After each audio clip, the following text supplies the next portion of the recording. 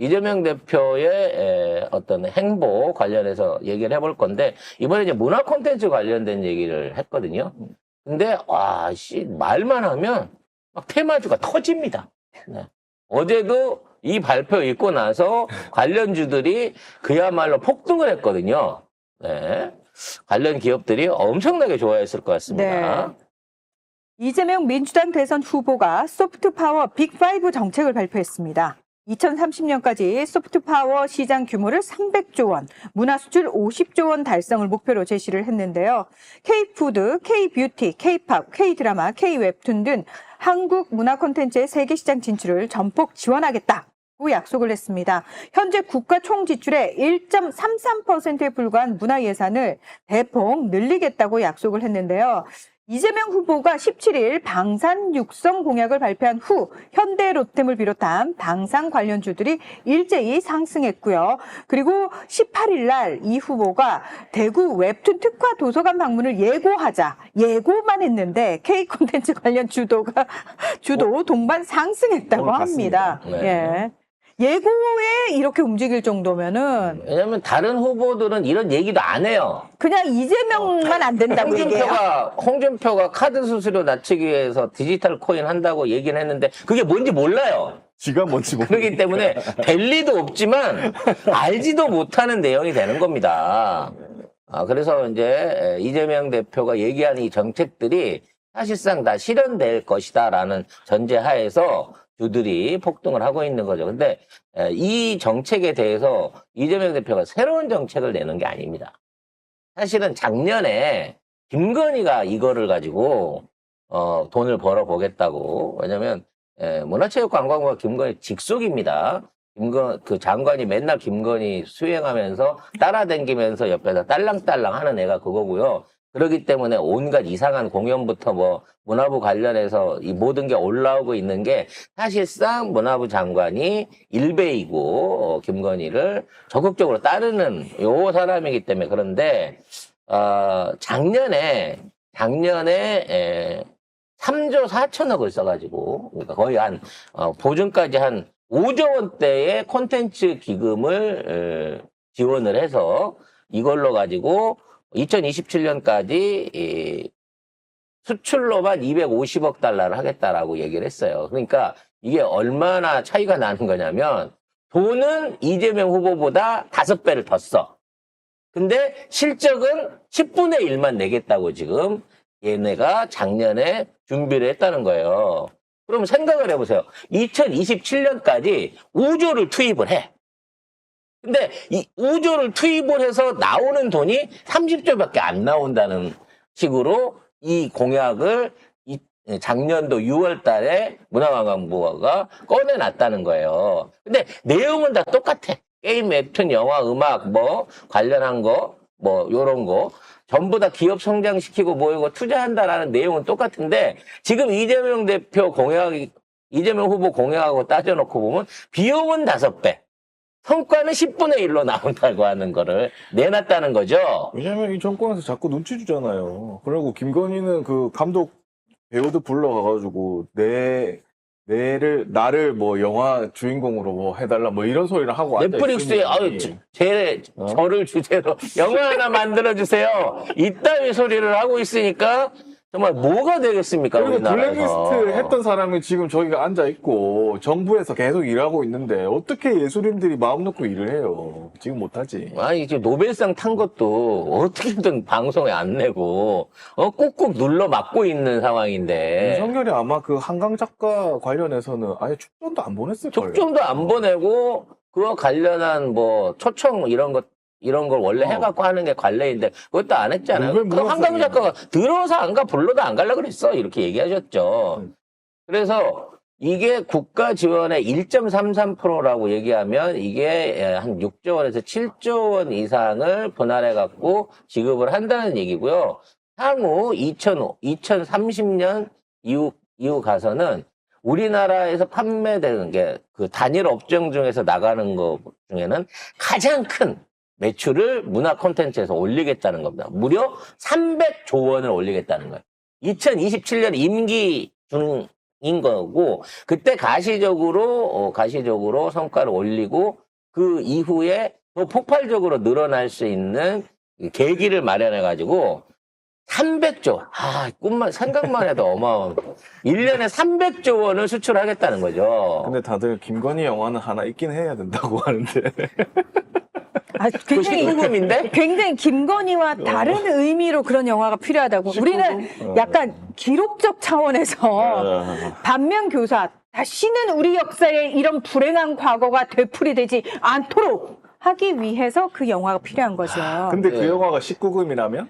그 영화가 19금이라면? 19금의 문제가 아니라, 상식적인 인륜과 도덕을 무시하는 영화이기 때문에, 대륜이야. 폐륜 영화이기 때문에, 이런 거는 그냥 고어 무비 같은 형태에서 다뤄야 되는 거예요. 그렇긴 하겠네. 네. 네. 그리고 누가 이걸 주인공을 하겠습니까? 어렵다. 그렇게 분장을, 아무리 특수 분장을 해도, 8명을 다른 사람이 그럼 찍어야 돼. 여배우가 8명이 필요하든가, 아니면 이건 애초부터 애니메이션으로 제작을 해야 돼요. AI 기술로 어떻게 하나? AI 기술로 할 수 없는 수준입니다. 그래서 이런 반인륜, 이 폐륜 드라마를 만들려고 생각을 하면, 네. 영화로는 안 되고 애니메이션으로 제작해야 되지 않을까라는 생각을 해봅니다. 자, 어저께 국회에서 재표결이 있었습니다. 거부권 썼던 법안들, 8개 법안들에 대한 재표결이 있었는데, 거의 근접해서 2표, 3표로 아까비로 이제 넘어갔어요. 네. 그래서 부결 폐기가 됐는데 괜찮습니다. 어차피 정권 바꾼 다음에 정식 특검해갖고 통과시키면 됩니다. 대통령 권한대행의 제2요구로 반송된 8개 법안 중 7개가 부결이 됐습니다. 내란 특검법 197표 찬성으로 부결.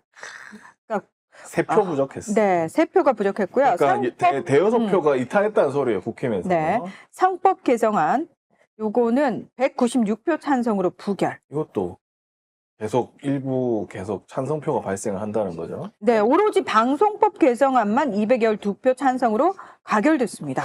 그럼 나는 그게 희한해요. 분명히 다 부결시킨다고 권성동이가 큰 소리를 쳤는데, 방송법 이 내용도 사실 따져놓고 보면 이제 지금 통합징수하는 거, 그거에 대한 법안이 위주거든요. 그렇죠. 이건 도대체 누가 로비를 했길래 이게 통과가 됐을까? 국짐 안에 누군가를 로비를 해갖고 무려 212표가 나왔으니까 최소한 15표 이상 이탈표를 시켰다는 얘기거든요. 많이 이탈한 거죠. 많이 이탈한 거예요.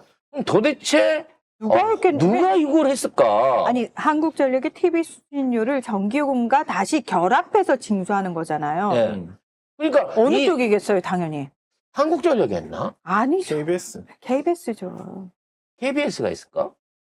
아무튼 KBS가 이만큼 섭외를 할 수 있는, 뭔가를 할 수 있는 능력이 된다는 게 나는 참 그게 이해가 안 돼요. 네. 좀 이해가 안 돼요. 그래서 다른 법안도 아니고 방송법만 딱 이렇게 통과된 거에 대해서 지금 국짐을 흔들 수 있는 손이 있기는 있다는 거야. KBS는 이날 입장문을 내고 국민의 대의기관인 국회가 압도적인 지지로 방송법을 개정해 주신 데 대해 깊이 감사드린다. 봐요, KBS라니까. 그러니까 압도적인 그 표를 얻기 위해서 도대체 그 국회의원들한테 무슨 대담 프로 출연을 약속을 했는지 돈을 주진 않았을 것 같고. 근데 약간 복잡할 것 같긴 해요. 왜냐면 KBS는 윤석열을 딱 받아주려고 열심히 준비하고 있는데, 야, KBS 날려! 이래버리니까, 야, 분리징수 이래보니까, 우리 돈 걷어야 되는데요? 니들 이거 못하게 하는데요? 이렇게 돼서 해달라고 할 수도 있고, 이게 약간 이상한. 왜냐면 이것도 정책이네. 김건희 사업이었어요. 이거 분리징수를 통해갖고 징수하는 기관을 따로 만들고 그쪽에 이제 1,700억 정도가 이렇게 배당이 돌아갈 수 있게끔 그 그림을 만들려고 했던 거거든요. 그러니까 징수하는 거를 바꾸되 그 징수를 코바나에서 하는 거야.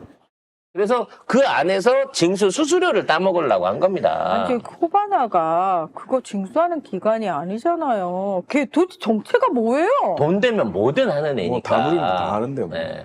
근데 문제는 명태균 특검법도 이게 3표가 부족해서 이제 찬성이 안 됐는데, 김용민 의원이 얘기하기를 잘 됐다. 이번에 발의한 명태균 특검이 가장 약한 야. 수준이다. 그렇지. 왜냐면 그러더라고요. 걔들하고 합의를 봤잖아. 며칠, 그 숫자도 줄이고, 날짜도 줄이고 해갖고, 야, 우리 내란 후에 6시간 그것만 하기로 하고, 명태균 특검법은 이 대통령 선거 그 기간에 있던 것만 하자. 요런 게 있었는데, 어차피 리셋됐으니까, 이제는. 이제 정권 바뀌면 풀로 엮어가지고, 다 잡아조지자라는 쪽으로 가자고요. 앞으로 50일 남았어. 50일도 아니지. 40 며칠 남았어. 다행이다. 나 진짜 물속에 들어가서 숨만 쉬고도 참을 수 있어, 그 정도는. 예? 죽습니다. 얼마든지 견딜 수 있다는 거죠, 그때까지는. 아, 실제로 해보자 하는 사람 나타나니까 그런 말을 함부로 하시면 안 되고요. 아니, 우리 애청자들을 무시하시는 거예요. 이분들은 들으면, 그래? 그럼 우리 송 작가 세호 직접 해볼까요? 이런다니까요. 설마 빨대는 하나 물려주겠지. 아무튼, 얘네들 안에서도 뭔가 지금 권성동의 영이 안 듣는 거예요. 그렇죠. 왜냐면 이미 부결이 됐다는 데서도 최소 6표 이상의 이탈표가 있었고, 방송법은 권성동이 없앤다고 했는데, 무려 15표나 이탈표가 나왔기 때문에, 이게 사실 이제 처음으로 한번 무너진 겁니다. 그리고 명태균 특검법에 저촉이 안 될 것 같은 사람이 한 5명 있다는 소리잖아요, 결국에. 그리고 국힘이 그 정도만 살아남고 다 죽는다는 소리예요. 과연 5놈이나 있을진 잘 모르겠지만, 언젠가 대대적으로 수사를 펼쳐보면, 그게 튀어나올 것으로 봐집니다.